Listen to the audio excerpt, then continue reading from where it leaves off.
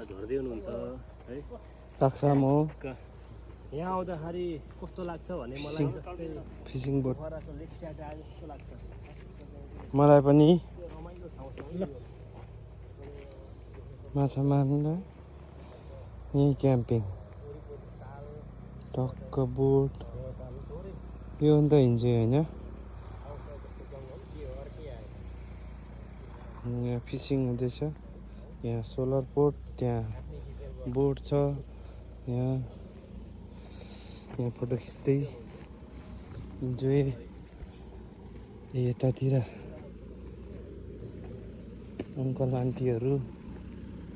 हिँड्दैछ यहाँ अर्को मान्छेहरू माछा मार्न आउनुभयो फेरि गाडी पार्किङ फुल इन्जोय यहाँनिर चाहिँ पोल्यान्डको यो कासालागो भन्ने ठाउँ ऊपरतिर हुँदै खाना बनाउनु हुँदैछ साइकलमा बाउ छोरी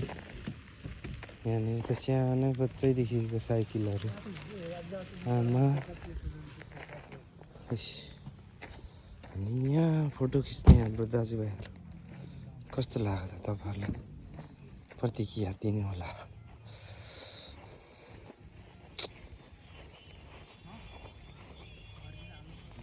भएन